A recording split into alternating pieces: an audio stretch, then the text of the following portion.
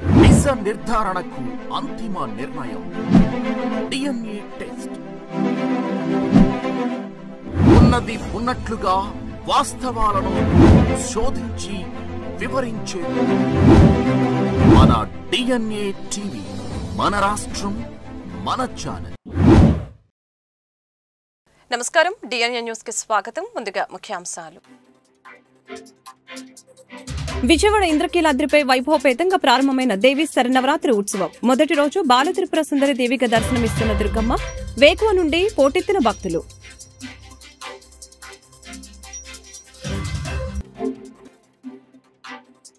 శ్రీ బాలత్రిపుర సుందరిదేవి అమ్మవారిని దర్శించుకున్న మంత్రి ఆనం రామ్ నారాయణ రెడ్డి, సామాన్య భక్తులకి ఎలాంటి ఇబ్బందులు లేకుండా దర్శనాలు కల్పిస్తామని వ్యాఖ్య. మూల నక్షత్రం రోజు సీఎం చంద్రబాబు దుర్గమ్మకు పట్టు వస్త్రాలు సమర్పిస్తారని వెల్లడి. అమ్మవారిని ప్రశాంత వాతావరణంలో దర్శించుకునేలా ఏర్పాట్లు చేశారని మంత్రి పార్థసారథి వెల్లడి.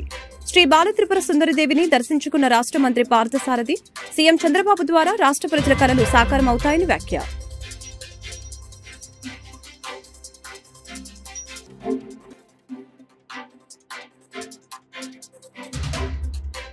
ఇంద్రకీలాద్రి అమ్మవారిని దర్శించుకున్న హోంమంత్రి అనిత, ఆంధ్రప్రదేశ్ ప్రజలు చంద్రన్న పాలనలో చల్లగా ఉండాలని ఆకాంక్ష. నవరాత్రుల సందర్భంగా అమ్మవారికి పట్టు వస్త్రాలు సమర్పించిన హోంమంత్రి. విజయవాడ ఇంద్రకీలాద్రిపై దేవి శరన్నవరాత్రి ఉత్సవాలు వైభవపేతంగా ప్రారంభమయ్యాయి. ఉదయం సుప్రభాత సేవ, స్నపనాభిషేకం, బాలభోగ నివేదన, నిత్యార్చనాదికములు ముగిసిన అనంతరం 9 గంటలకి ఉత్సవాలను ప్రారంభించారు. ఉత్సవాలలో భాగంగా మొదటి రోజు బాలత్రిపుర సుందరి దేవిగా దర్శనమిస్తున్న దుర్గమ్మను దర్శించుకునేందుకు భక్తులు తరలివస్తున్నారు. బలాన్ని ప్రపంచానికి అనుగ్రహించేటువంటి దివ్యమంగళ స్వరూపం త్రిపుర సుందరి స్వరూపాలలో మొదటి స్వరూపం బాలా త్రిపుర సుందరీదేవి. ఆ అమ్మవారు భండాసురుడు మొదలైనటువంటి రాక్షసులను లలితాంబ సంహారం చేయదలిచినప్పుడు దేవతలందరూ కూడా చేసినటువంటి యజ్ఞఫలంగా మొదటిగా బాలా త్రిపుర సుందరీదేవి దర్శనమిచ్చి ఆ తర్వాత లలితాదేవి దర్శనమవుతుంది దేవతలకు.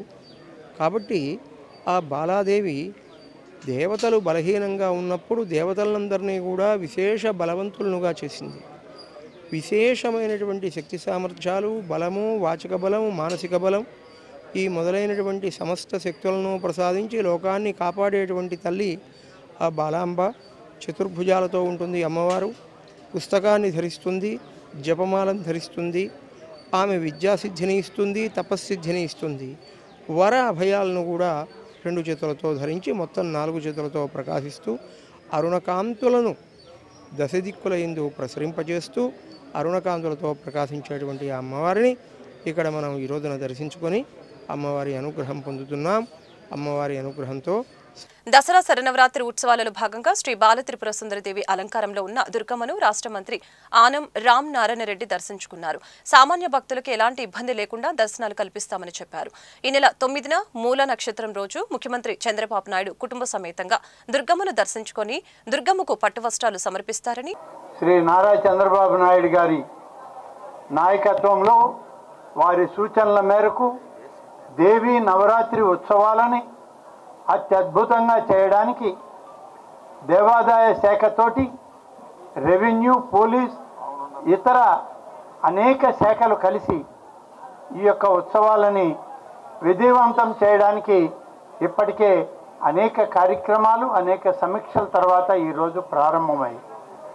ప్రారంభ కార్యక్రమానికి మరి దేవాదాయ శాఖ మంత్రిగా నేను, నాతోటి సహచర మంత్రివర్యులు పెద్దలు శ్రీ పార్థసారథి గారు, కమిషనర్ ఆఫ్ పోలీస్ గారు, మా కమిషనర్ ఎండోమెంట్స్ వారి ఆధ్వర్యంలో ఈరోజు అమ్మవారి ప్రత్యేక దర్శనం చేసుకొని ఆశీస్సులు తీసుకోవడం జరిగింది. ముఖ్యంగా 2 విషయాలు మాత్రం ఇక్కడ చెప్పాలి. అనేక సమీక్షల్లో మీతో మాట్లాడడం జరిగింది, ఏర్పాట్లపైన వివరాలు ఇవ్వడం కూడా జరిగింది. ఈరోజు సజావుగా ప్రారంభమయ్యాయి.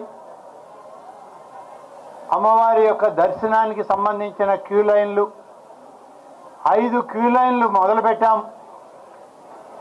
గతం కన్నా ఎక్కువ చేసి ఈ క్యూ లైన్లలో భక్తులకి, సామాన్య భక్తులకు కూడా ఎలాంటి ఇబ్బంది లేకుండా దర్శనాలు జరగాలి అని చెప్పి చేసిన ఒక ప్రయత్నం విజయవంతం అవుతూ ఉంది.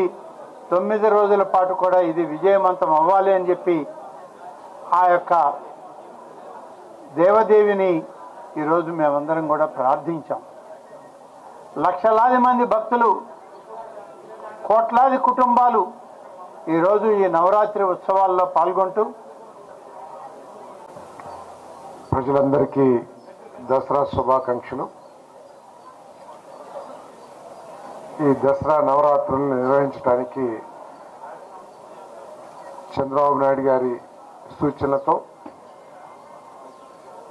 రామనారాయణ రెడ్డి గారు, మన దేవాదాయ శాఖ మంత్రి గారు అనేక దఫాలు సమీక్షించి గతంలో ఎదుర్కొన్న సమస్యలు కానివ్వండి, అసౌకర్యాలు కానివ్వండి, వాటిని పరిశీలించి ఈ 9 రోజులు కూడా ఏ భక్తుడు అసౌకర్యానికి గురి కాకుండా అమ్మవారిని ప్రశాంతమైన వాతావరణంలో దర్శించుకుని అమ్మవారి ఆశీస్సులు పొందే విధంగా ఏర్పాట్లు చేశారు. వారికి ధన్యవాదాలు తెలియజేస్తా ఉన్నాను నేను. మరి అమ్మవారి ఆశీస్సులతో ప్రజలందరూ కూడా సుఖ సంతోషాలుగా ఉండాలని, పాడి పంటలు అన్నీ సుభిక్షంగా ఉండాలని, మరి ఈ ప్రజల ఆకాంక్షలు, ఆశలు, కష్టాలు అన్నీ తీర్చడానికి మన ప్రియతమ ముఖ్యమంత్రి చంద్రబాబు నాయుడు గారికి ఆశీస్సులు మెండుగా అందించి వారి ద్వారా రాష్ట్ర ప్రజల ఆకాంక్షలన్నీ తీర్చాలని చెప్పేసి అమ్మవారిని మనసారా కోరుకుంటున్నాను. అమ్మవారిని ప్రశాంత వాతావరణంలో దర్శించుకునేలా ఏర్పాట్లు చేశారని సమాచార శాఖ మంత్రి పార్థ సారథి తెలిపారు. దసరా శరన్నవరాత్రి ఉత్సవాలలో భాగంగా శ్రీ బాలత్రిపుర సుందరిదేవి అలంకారంలో దుర్గమ్మను రాష్ట్ర మంత్రి పార్థ సారథి దర్శించుకున్నారు. ఈ సందర్భంగా ఆయన మాట్లాడారు. సీఎం చంద్రబాబు ద్వారా రాష్ట్ర ప్రజల ఆకాంక్షలు తీరాలని అమ్మవారిని కోరుకుంటున్నామని తెలిపారు. అన్ని ఏర్పాట్లు పూర్తయ్యాయి. దాదాపుగా 4 దఫాలుగా నా స్థాయి నుంచి కింది స్థాయి అధికారుల వరకు సమీక్ష పూర్తి చేశారు. సమీక్షలు చేసి చెప్పిన మాట ప్రకారం జిల్లా కలెక్టర్ గారి నాయకత్వంలో కమిషనర్ ఆఫ్ పోలీస్ ఆధ్వర్యంలో మా దేవాదాయ శాఖ కమిషనర్ గారు ముగ్గురు సమన్వయంతో పనిచేస్తున్నారు. ఆ విధంగానే ఏర్పాట్లన్నీ కూడా జరిగి దర్శనాలు సజావుగా జరుగుతున్నాయి. పూర్తిగా ఇవాళ మన దీనికి సంబంధించినటువంటి భక్తులందరూ కూడా క్యూ లైన్లలో ముందుకెళ్తూ ఉన్నారు. దర్శనాలు బాగా జరుగుతున్నాయి. ఎక్కడ కూడా ప్రోటోకాల్ దర్శనాలు సామాన్య క్యూ లైన్లకి విఘాతం లేకుండా పంపిస్తారు. సీఎం గారు ఎప్పుడు వస్తారు? సీఎం గారు 9వ తారీఖున మూలా నక్షత్రం సమయం 2 నుంచి 3 గంటల్లోగా ఉంది. ఆ సమయంలోనే గౌరవ ముఖ్యమంత్రి గారు కుటుంబ సభ్యులతోటి అమ్మవారికి పట్టు వస్త్రాలు ప్రభుత్వం నుంచి సమర్పించి అమ్మవారి దీవెనలు తీసుకోవడానికి వస్తారు. శ్రీ బాలత్రిపుర సుందరిదేవి అలంకారంలో ఉన్న కనకదుర్గమ్మని హోంమంత్రి అనిత దర్శించుకున్నారు. ఆంధ్రప్రదేశ్ ప్రజలు చంద్రన్న పాలనలో చల్లగా ఉండాలని దుర్గమ్మను వేడుకున్నారు. ఈ సందర్భంగా అమ్మవారికి పట్టు వస్త్రాలు సమర్పించారు. దసరా శరన్నవరాత్రి మహోత్సవాలలో భాగంగా తొలి రోజున శ్రీ బాలత్రిపుర సుందరిదేవి అలంకారంలో కొలువై ఉన్న విజయవాడ కనకదుర్గమ్మ అమ్మవారిని హోంశాఖ మంత్రి వంగలపూడి అనిత దర్శించుకున్నారు. ఈ సందర్భంగా ఆలయ అర్చకులు పూర్ణ కుంభంతో హోంమంత్రికి స్వాగతం పలికారు. అంతరాలయంలో ప్రత్యేక పూజలు నిర్వహించి అమ్మవారి దర్శనానంతరం వేద పండితులు హోంమంత్రి అనితకు ఆశీర్వచనాన్ని అందజేశారు. ఈవో చైర్మన్ అమ్మవారి చిత్రపటం, ప్రసాదం, శేషవస్త్రాలని ఆమెకు అందజేశారు. దేవి శరన్నవరాత్రుల్లో 9 రోజుల పాటు వివిధ అలంకరణలో దర్శనమివ్వనున్న అమ్మవారిని మొదటి రోజున శ్రీ బాలత్రిపుర సుందరిదేవి అలంకారంలో దర్శించుకోవటం మహాభాగ్యమని హోంమంత్రి అనిత పేర్కొన్నారు. ముఖ్యమంత్రి చంద్రబాబు నాయుడు పరిపాలనలో ఆంధ్రప్రదేశ్ రాష్ట్ర ప్రజలు సుఖ సంతోషాలతో ఉండాలని అమ్మవారిని కోరుకున్నట్లు హోంమంత్రి అనిత తెలిపారు.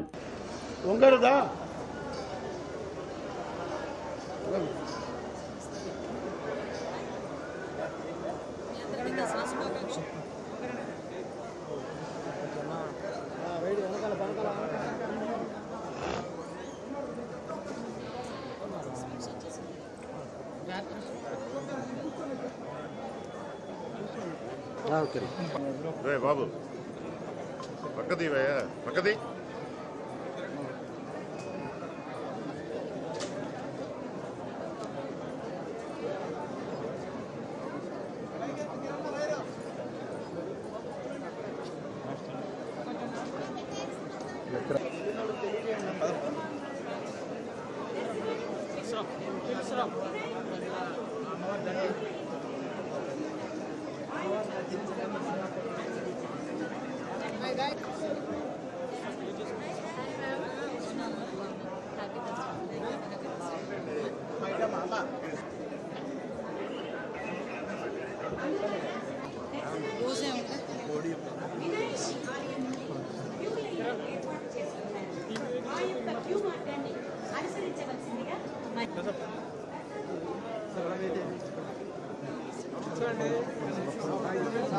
అమ్మవారికి ముంబైకి చెందిన సౌరభ్ గౌర్ అనే భక్తుడు బంగారం వజ్రాలతో తయారు చేసిన కిరీటాన్ని అమ్మవారికి సమర్పించారు. సుమారు 3 కోట్ల ఖర్చుతో ఈ వజ్రాల కిరీటాన్ని తయారు చేయించినట్లు ఆయన తెలిపారు.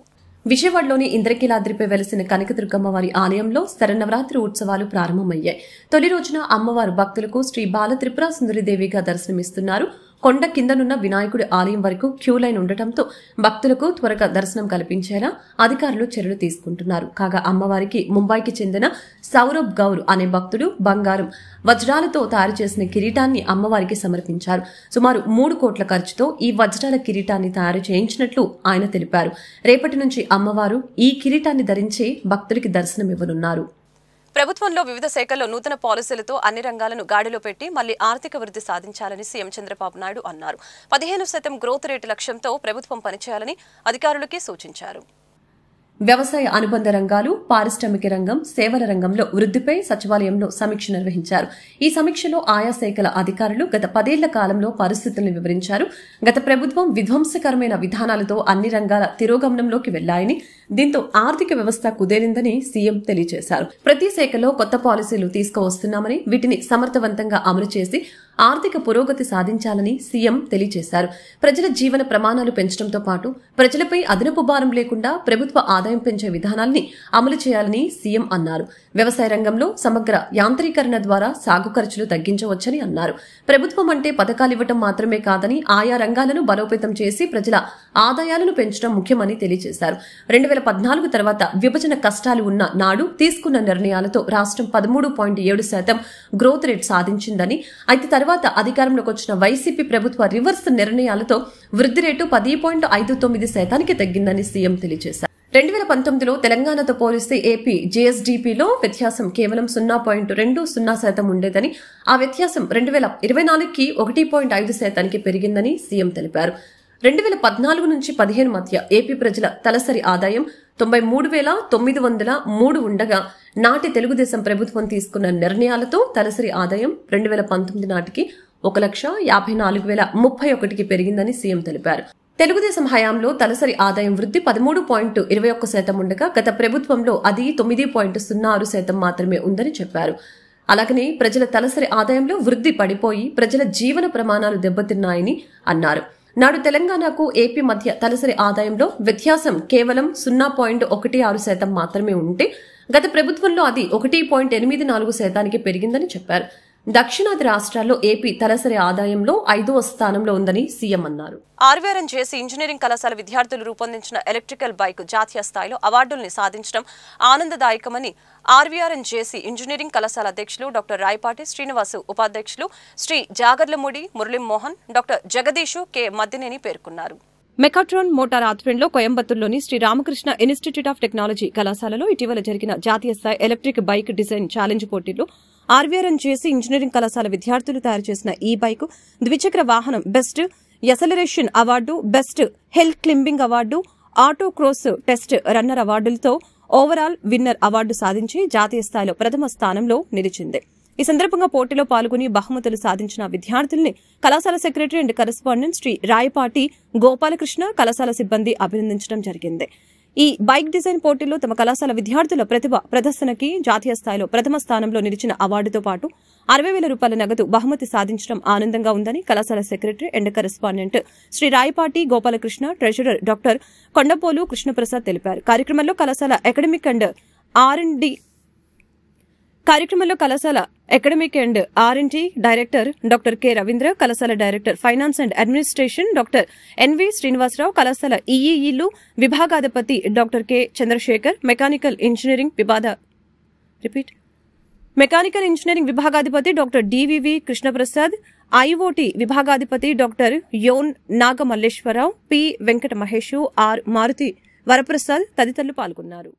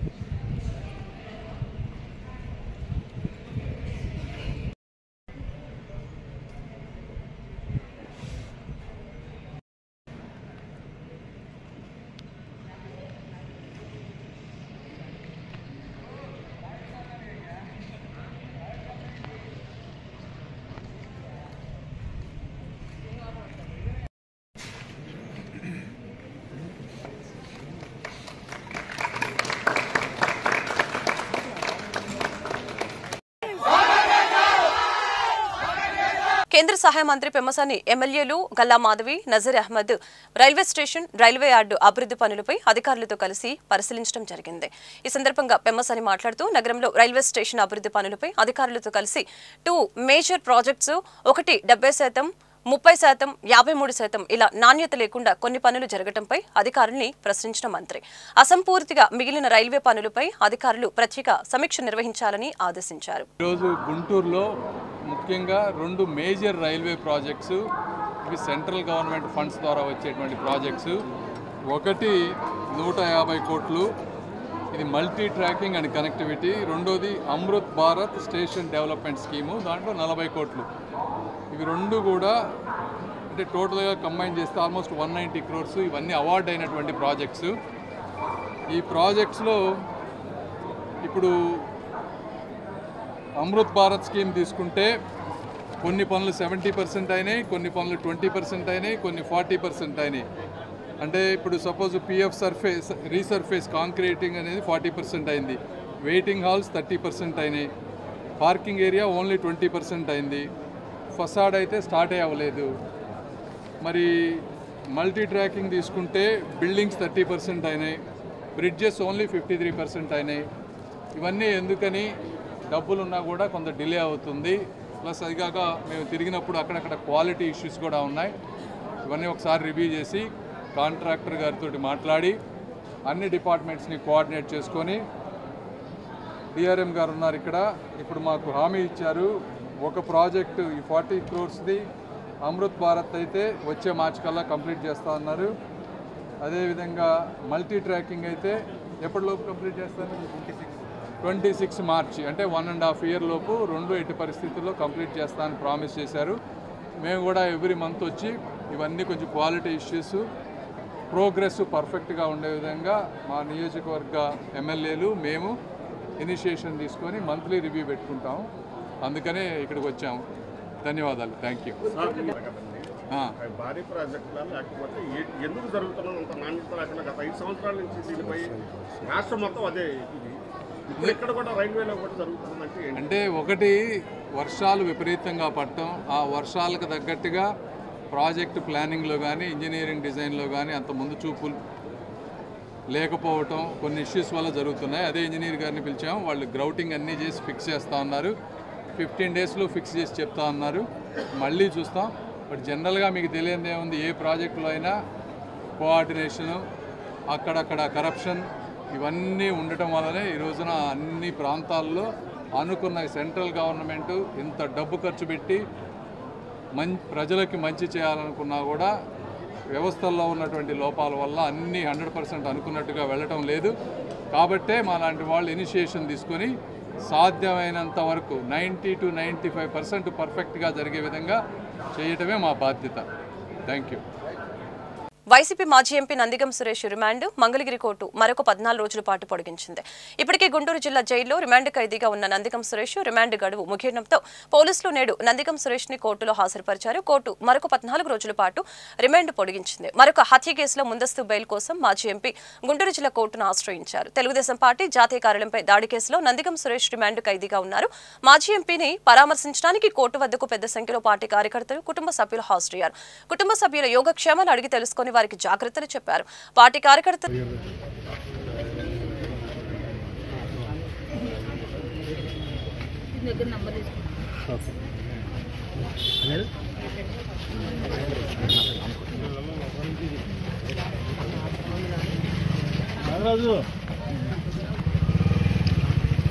మీడియా మీరంతా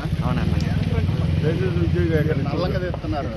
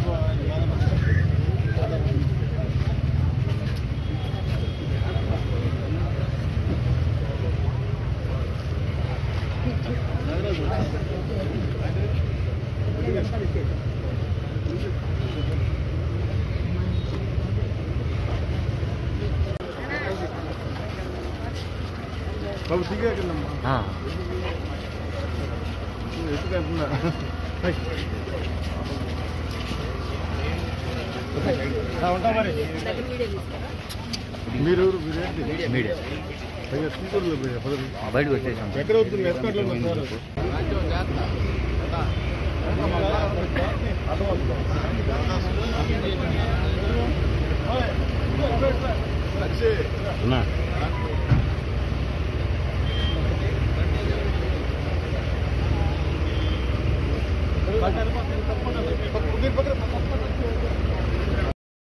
విశాఖ ఉక్కు పరిశ్రమ ప్రైవేటీకరణను వ్యతిరేకిస్తూ ప్రజా సంఘాలు, రైతు సంఘాలు చేపట్టిన సత్యాగ్రహ దీక్షలు గురువారం కూడా కొనసాగాయి. ఈ దీక్షల్లో పలు ప్రజా సంఘాల ప్రతినిధులు హాజరై కేంద్ర ప్రభుత్వం విశాఖ పరిశ్రమ విషయంలో అనుసరిస్తున్న ధోరణిని నిరసిస్తూ పెద్ద ఎత్తున నినాదాలు చేశారు. ఆంధ్రప్రదేశ్ రైతు సంఘం జిల్లా అధ్యక్షుడు కొల్లి రంగారెడ్డి గత 13 నెలల నుంచి విశాఖ ఉక్కు ప్రైవేటీకరణకు వ్యతిరేకంగా పోరాటం జరుగుతుంది. దాంతో భాగంగానే మరి విద్యార్థులు, యువజనులు, మేధావులు 1వ తారీఖు ప్రారంభం జరిగింది. నిన్న కార్మిక సంఘాలని కూడా విశాఖ ప్రైవేటీకరణకు వ్యతిరేకంగా నిన్న ఇవాళ 3వ రోజు రైతు సంఘాలు అనేక రకాలుగా గత 4-3 సంవత్సరాల నుంచి కూడా విశాఖ వ్యతిరేకంగా ప్రైవేటీకరణకు వ్యతిరేకంగా మరి 65 గ్రామాలు 2300 ఎకరాలు ఆ రోజు ఎకరం వచ్చేసరికి 2000, 1500 కూడా అయాల ఎంతోమందికి పేదలందరూ కూడా నిరుద్యోగులకి మరి ఉద్యోగాలు వస్తాయని చెప్పి విశాఖ ఉక్కు ఫ్యాక్టరీ కోసం 32 మంది బలిదానం చేసి అనేక రకాల విద్యార్థులు, యువజనులు, మేధావులు పోరాటం చేసి ఈ రాష్ట్రానికి ఉక్కు ఫ్యాక్టరీ స్థాపించుకున్నాం. మరి నరేంద్ర మోడీ 2014లో అధికారం వచ్చాడు. 2014, 2019, 2024 వచ్చింది. మరి ఆయన వచ్చిన తర్వాత ఒక్క ఫ్యాక్టరీ కూడా ఒక్క ప్రభుత్వ సంస్థలు ఒక్కటి కూడా నియమించాల. మొత్తం కూడా ప్రైవేటీకరణ చేస్తున్నాడు.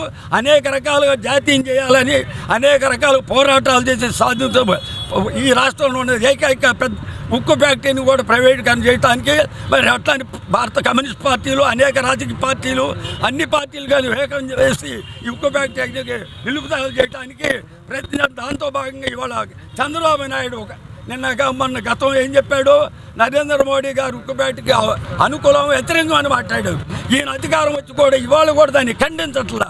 మరి జగన్మోహన్ రెడ్డి గారు మన బొత్స సత్యనారాయణ ఏం చెప్పాడు, చంద్రబాబు నాయుడు ప్రైవేట్కి వ్యతిరేకంగా అనుకూలంగానే మాట్లాడాడు. మరి ఇవాళ చంద్రబాబు నాయుడు, జగన్మోహన్ రెడ్డి, పవన్ కళ్యాణ్కి మరి ఎందుకు కలిసి రావటం లేదు?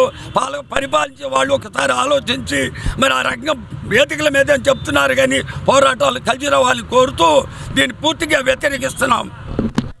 వార్తలు ముగించే ముందు ముఖ్యాంశాలు మరొకసారి. విజయవాడ ఇంద్రకీలాద్రిపై వైభవపేతంగా ప్రారంభమైన దేవి శరన్నవరాత్రి ఉత్సవం మొదటి రోజు బాలత్రిపుర సుందరి దేవిగా దర్శనమిస్తున్న దుర్గమ్మ, వేకువ నుండి పోటెత్తిన భక్తులు.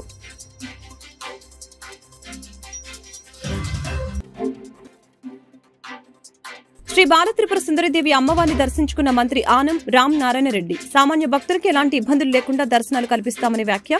మూల నక్షత్రం రోజు సీఎం చంద్రబాబు దుర్గమ్మకు పట్టు వస్త్రాలు సమర్పిస్తారని వెల్లడి.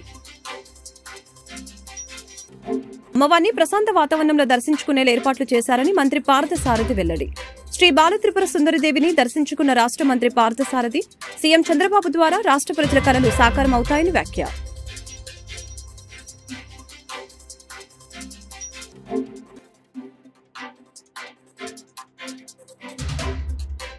ఇంద్రకీలాద్రి అమ్మవారిని దర్శించుకున్న హోంమంత్రి అనిత, ఆంధ్రప్రదేశ్ ప్రజలు చంద్రన్న పాలనలో చల్లగా ఉండాలని ఆకాంక్ష.